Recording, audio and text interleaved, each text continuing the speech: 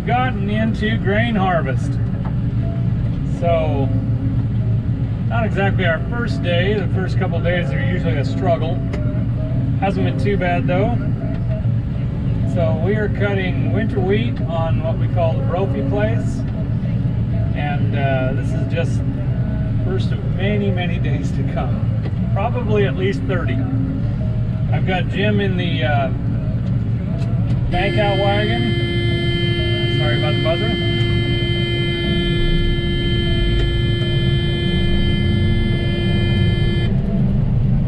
All systems are go. You look like you might shake there a little bit right there. We'll see what that looks like. It should smooth out here. Jim's in the bank out wagon. I'm in the combine. Erin, we've got to figure out how to do 4 things at once. She is swathing alfalfa yet again on the irrigated piece at Mike's, where we ran the sprinklers. You saw that. So she gets to do that this morning. I understand she's having a little bit of trouble, so hopefully she has some better luck later on today. This winter wheat was canola last year, so it's what we call around here recrop wheat. Most ground around here is either chem fallowed or summer fallowed, regular summer fallow.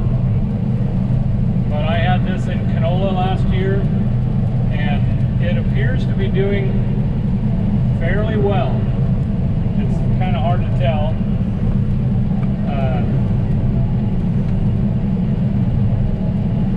Hard to tell until you got all the tickets in.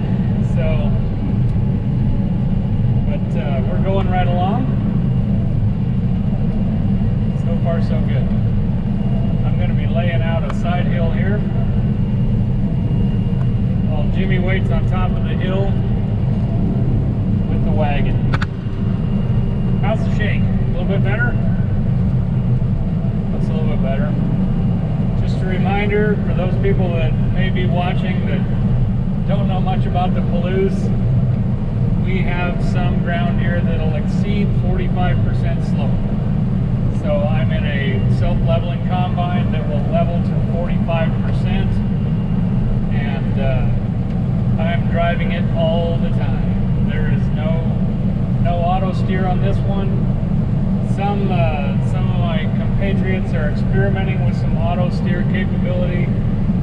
I am not quite to that level yet.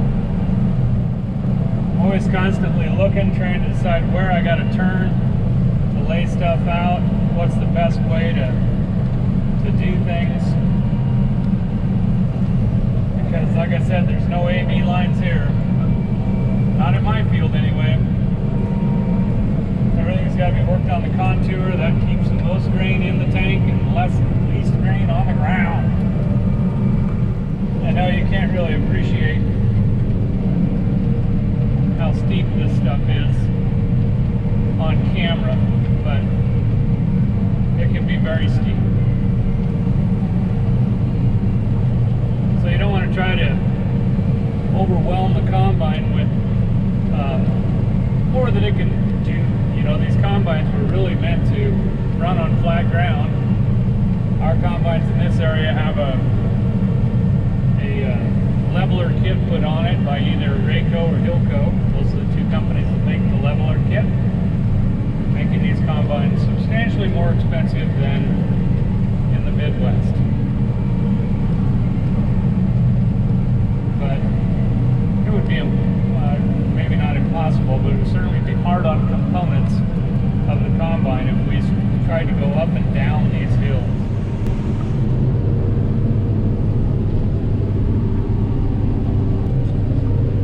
This is my tire. It's all the way up here by my ladder. So those tires go up and down based on the slope of the hill.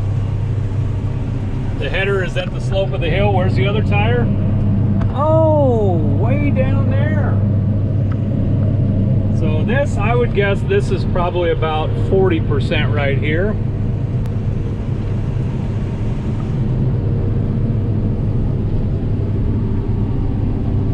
Got a few wild oats in this field. No big deal. Yep, look at this. I see that a lot. See, it says maximum level. That means I'm at 45% right now. That's as far as the combine can level. That light is on quite a bit in some of my ground. We're going right along, getting full, so I made a little call.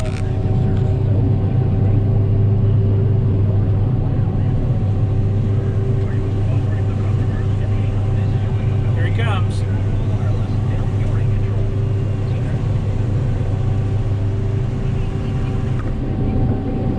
Here comes my bank out wagon. Told him he better get over here, I'm getting full. Got a nice level spot here to do it in.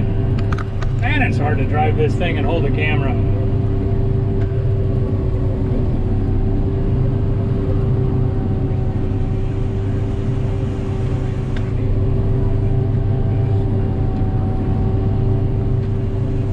I'm gonna put it on auto steer here for a minute. Yeah, right. Whoa. Skip. What do we got here?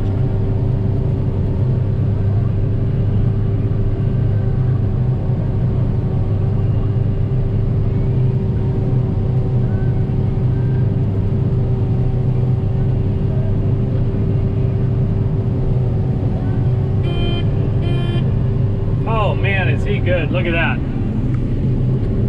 Oh, skip. God, it's hard to drive this thing. Grain tank full. Kick out the auger. See it coming out there.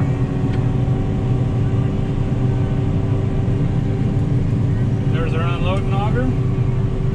He's stopped. So we'll see if I can do this 1.5 handed.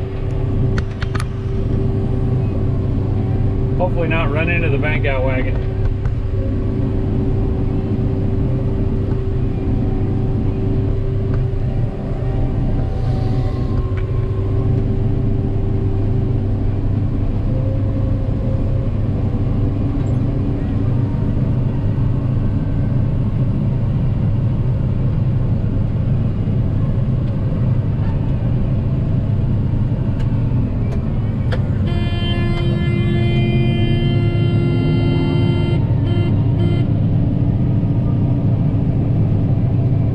Thing about a leveler, a little too close, watch this. Just right.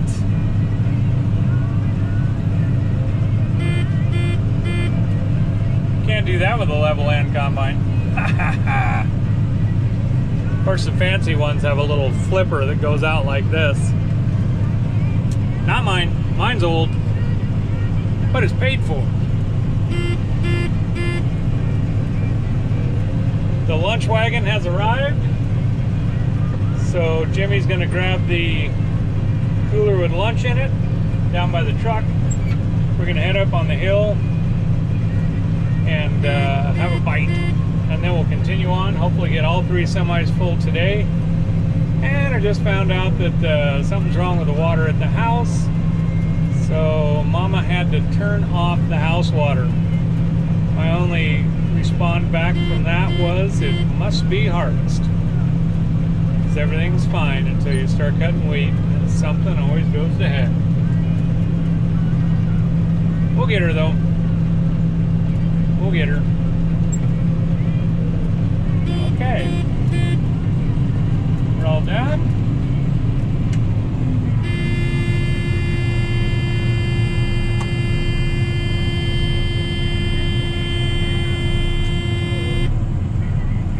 Shut off the auger, return to level position, and then retract the auger. And Jimmy takes off.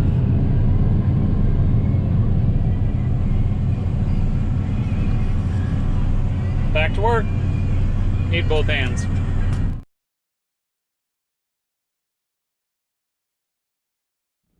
It was going too good. We got drama. So I got a 47E code. Hold on, big step, big step. Broke my toe the other day, so I'm a bit gimpy. Anyway, got a 47E code, and we looked it up, and it means my air-to-air aftercooler is getting plugged. We can just use the light blower. So we are going to blow big and blow fast because you parked the wrong direction. I can turn the combine. Well, I don't want to get a face full of chaff. I can turn it. Are you going to turn it? I can, yeah. Which way do you want it? Face downhill? I want it so that the way I'm blowing the chaff is going. So you want the ass end up, I mean the rear end up the hill. Yeah, that would work. Or the header facing that way. Header facing that way? Okay, well, I've been schooled. I got to turn it around. We can leave that down. I'll just flip a UE to the left. Will that satisfy you? I'm still using the big blower. Fine. Ouch. Ouch. Ouch. Okay. Well, it wasn't me that did it.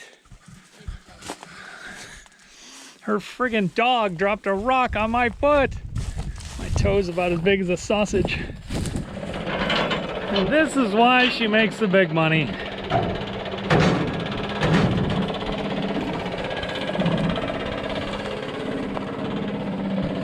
Finer attributes of youth. I gotta get up here where we can see what she's doing.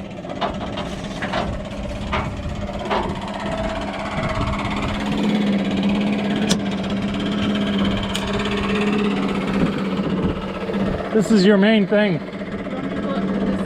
No, this side. Open this? No. The air-to-air is right over there. Okay. That's what's baked.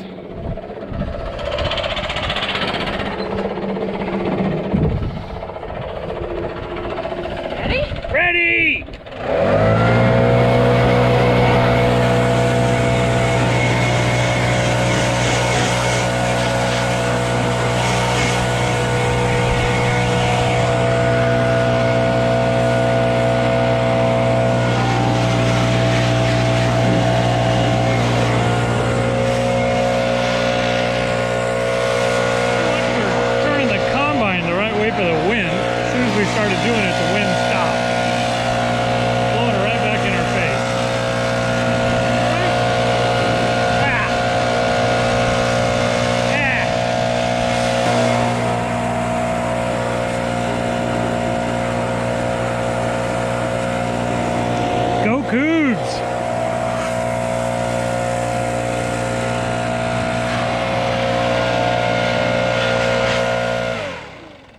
Back in the bank out wagon after that short interlude of blowing the chaff out of the air something or other that was causing the air code. That was fun.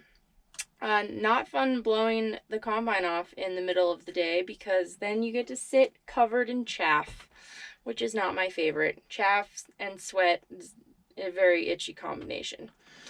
But I do love driving bang out wagon. It's a pretty chill activity. You just got to make sure you're where the combine needs you at when he needs you there.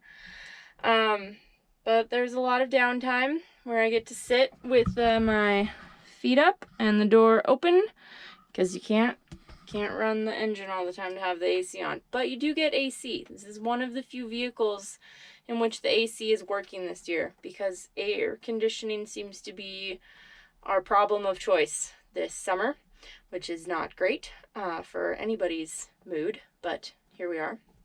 Our other problem, well, we have a lot of problems. Wouldn't be harvest if there wasn't drama. So hopefully Dad can keep that air code from coming back and just keep cutting so we can get the last truck full this afternoon. So we've got 3 trucks ready to go to the river tomorrow. We are having a little trouble with our CBs. This is a CB. It's basically a